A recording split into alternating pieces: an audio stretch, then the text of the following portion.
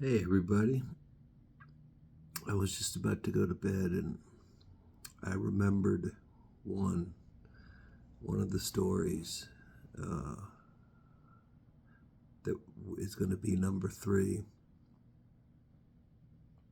I'm going to try to link together things from my childhood to see if I can remember things so people will understand me and so I can understand myself better. And I know my hair's weird because I got up out of bed, but I back when my parents first split up, there was a custody thing where my father was supposed to have me every other weekend.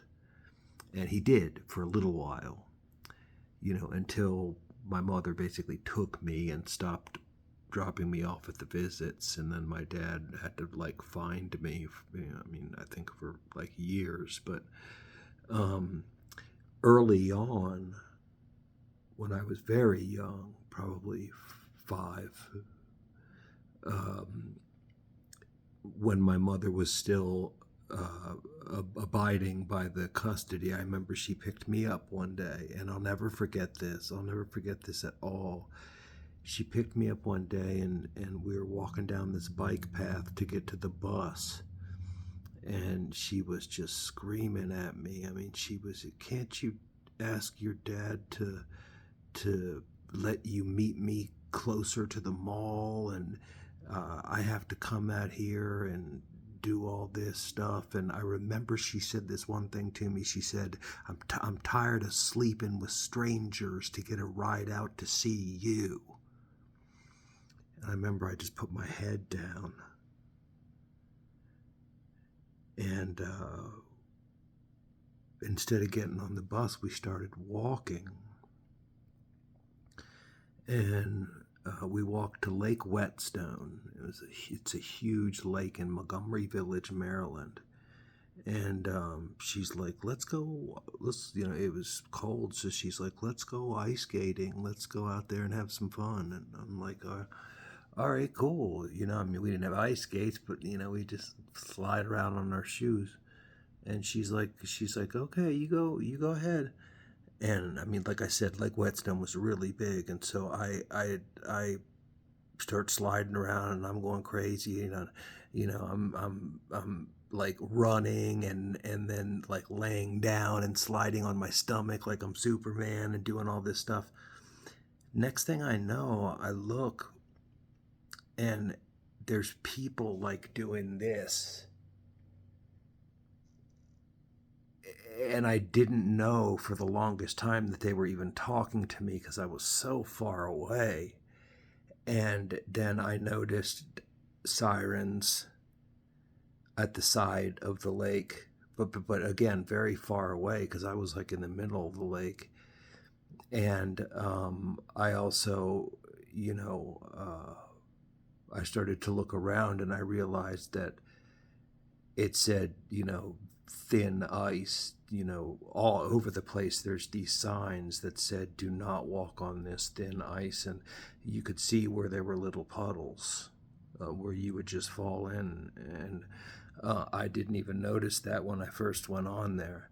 And there was no one on the ice but me. And I remember my father was there. Like, my mother had just picked me up, but my father was there. They called my father.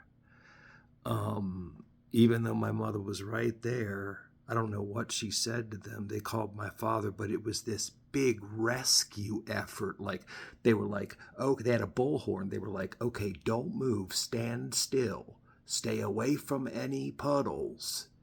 Now, take 3 steps to the left." I mean, it was crazy. It took me like an hour to get out of there because they're leading me around the puddles. And I just remember, I don't remember my father really getting on my mom about too much, but I remember my father looking at my mother and saying, "Sandy, what the F were you thinking?"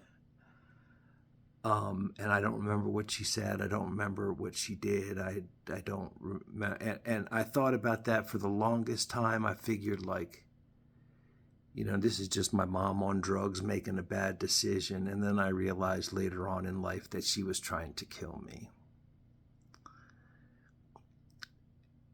She had given me speeches, like a lot of speeches about how much easier life would be without me, because I think she had to pay child support to my dad for a little while, and when he got me at first, and then and she also uh, would do other things that were similar, like she would leave me on metros and like leave me on buses and get off, and I'd just be sitting there on the metro, 6 years old.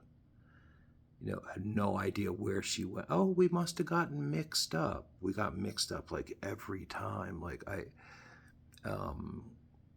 And she would tell me, like in moments, like I'm saying, how much easier life would be without me. If I didn't have to come all the way up here, I wouldn't have to spend all this money, and then I'd have this and I'd have that, um, and I really do think that she was, on drugs and out of her mind, and thought life would be easier without a kid. And told me to go on the ice. Yeah, I'm lucky to be here.